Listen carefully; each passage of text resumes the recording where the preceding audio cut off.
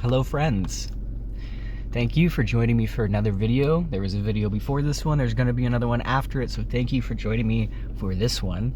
Today I'm going to be talking a little bit about some of the kinds of people that homeless people tend to meet, or at least the kinds of people that I've met.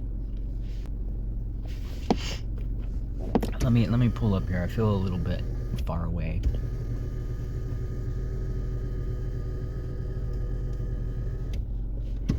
That's a little close now. So first on the list we have the skeptic. This is a person who is just skeptical of your entire experience as a homeless person.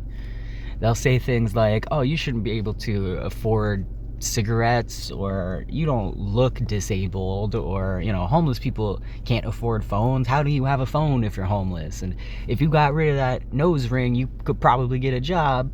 And if I was in your position, I'd be on my feet in a month. These people have, for whatever reason, closed off their sense of empathy for the homeless, and they just simply don't believe that being homeless is actually that difficult, or that homeless people, you know, have certain things. I have a phone because my dad bought it for me. How hard is that to understand? Sometimes people buy things for you. The government also provides phones to people that are on some kind of government assistance. There's a program to provide phones for people that are on, say, food stamps and things like that. So it's not surprising that a homeless person would have a phone and an internet connection, and really those things are a necessity in this day and age. So saying that homeless people can't have those things, it doesn't make any sense. That would just be locking them out of many necessary resources that they need to be able to access. If you don't understand how or why somebody has something and you're curious, you can just ask them. Like, people have asked me before, if you're homeless, how do you have a phone? And I just explain it straight up. And then they're like, oh, okay. However, some people only ask me because they want to have a conversation with a homeless person so they can troll them. And these people are very frustrating to deal with. But they can be very funny because usually they're the only person in the area that has the guts to be rude to a homeless person. But in their mind, I'm not homeless. I am a grifter. I'm just a liar. I'm just here pretending to be homeless to get sympathy and money, I guess. So that's the skeptic. Nothing you can really do about those kinds of people. When it comes to cigarettes, by the way, cigarettes, it's not that expensive. It really isn't. People don't understand that this bag, how much is this? This is a pound. This is a pound of tobacco. This lasts me about 6 weeks, and it's $25. I could get that money off the ground in 6 weeks if I needed to. So cigarettes are the least of my expenses. And by the way, if you spend less money than me, if your expenses are lower than mine, I would be impressed. And you can give me financial advice. And you can tell me how to spend my money. These people also tend to believe that they could get out of homelessness easily, like somehow easier than I've been able to do it. They clearly don't understand the difficulties involved in actually escaping homelessness.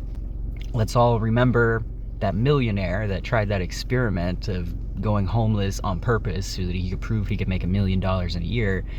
And then he quit because his dad was having health issues. You know, my dad's having health issues and I can't quit homelessness.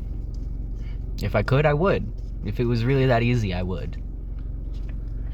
Alright, so the next type of person that I sometimes encounter as a homeless person is the savior complex. And this is kind of a mixed bag, because these people, I really can't blame them for what they do. They're the people that will offer you a job. They're the people that will give you the shelter pamphlets and the food bank pamphlets. They're the people that will invite you to their church.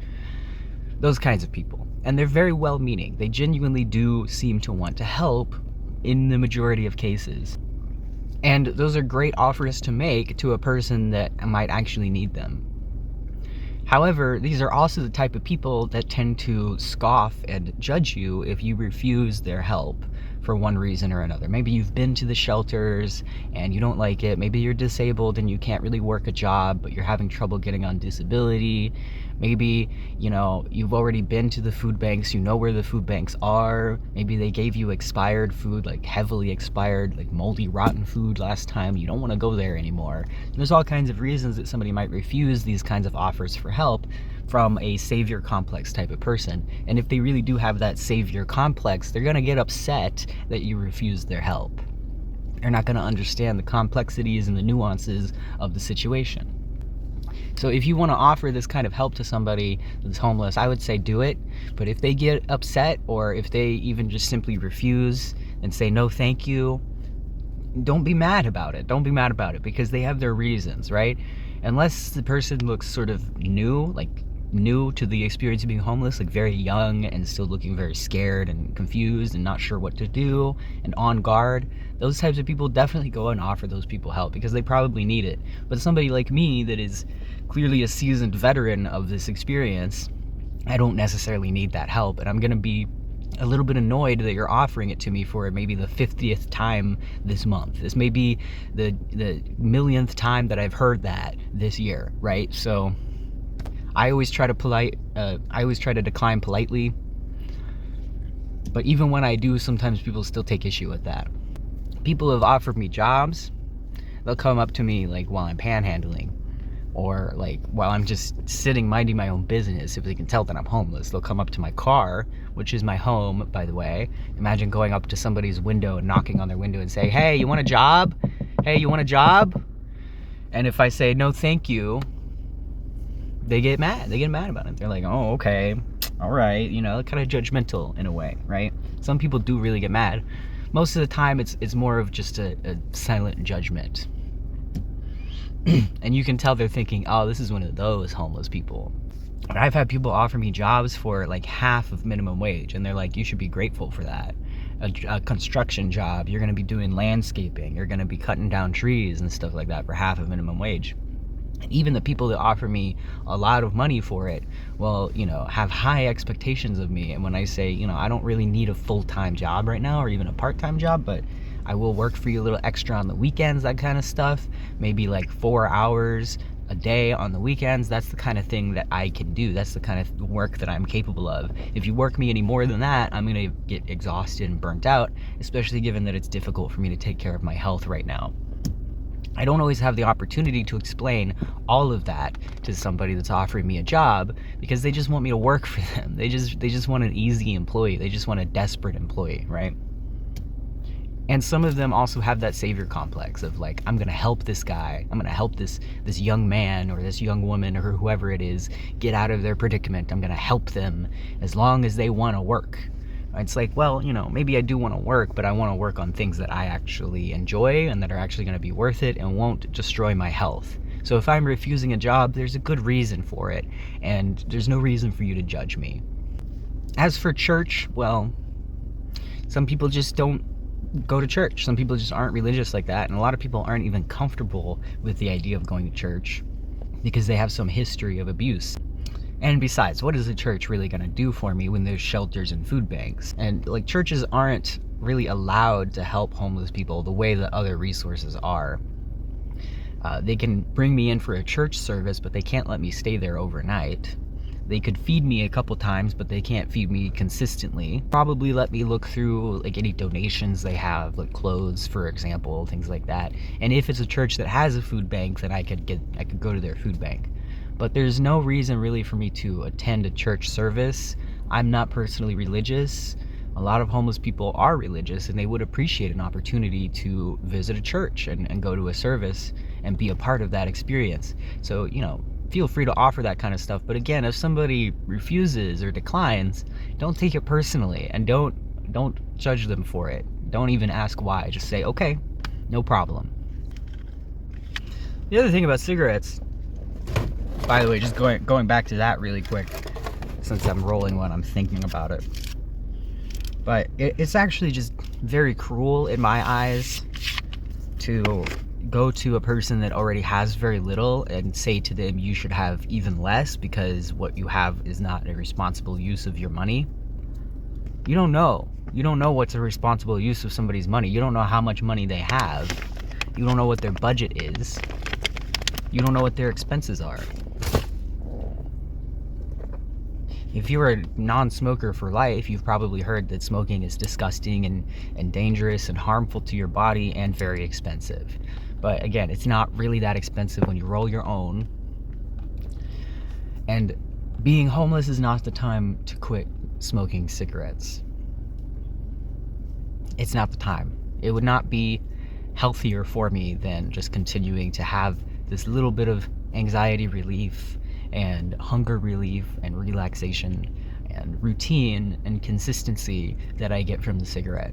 Believe it or not, people smoke cigarettes for a reason. Even though you've heard all of these horrible things about cigarettes, which are true, and the tobacco industry, which is true, all of that stuff is true. Do not start smoking if you're not already smoking.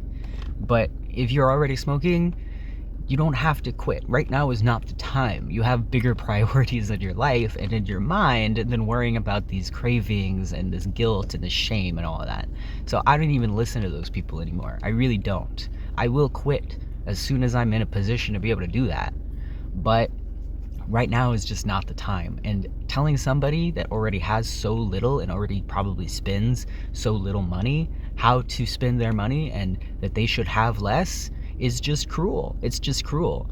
For what? For the sake of appearances so that they can save $30 a month? You could just give them that. If you're so concerned about them being able to afford things, just give them $30 and, pay for their cigarettes for a whole month. Why not? If you want people to quit smoking cigarettes, you've got to make sure that they're ready for it. And homeless people, by and large, not ready to quit. Believe it or not, our lives are so stressful. We need a little bit of relief. Anyway. So the next type of person on the list is the understander. This is a person who was homeless for a brief amount of time, maybe many, many years ago, and they think they still know what the experience is like. They think that they're experienced with homelessness enough to tell me how to live my experience.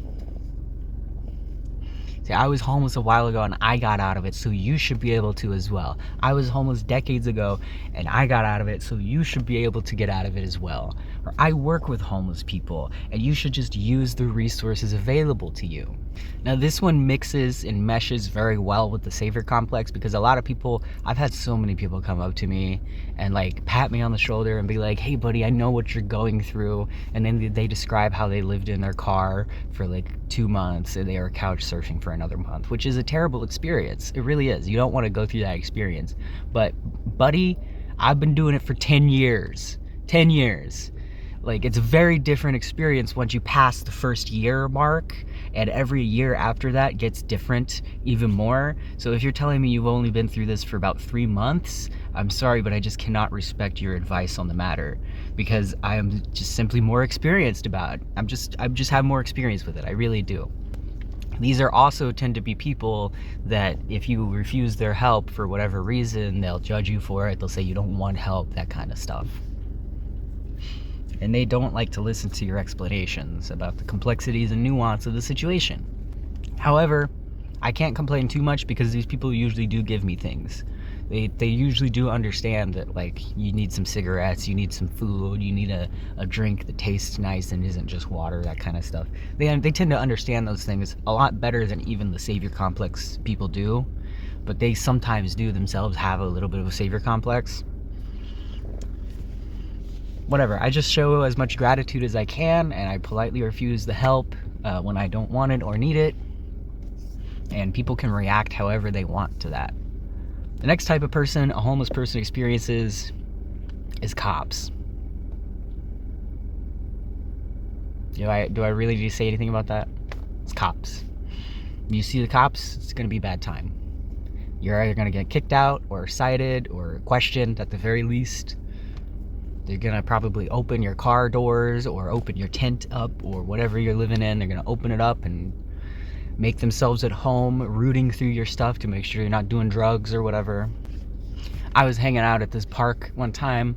I would go there during the day, every day, but I would leave at night when they closed.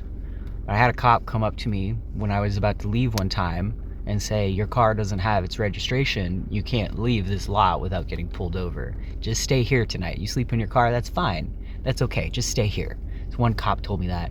In the morning, another cop came up as soon as I woke up. I mean, I kind of woke up to him driving up to me.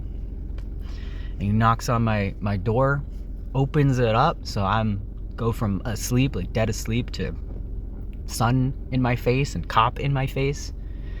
And he tells me to stay in my hammock. He says, "You got any drugs in here? You do drugs?" I'm like, "No, just weed."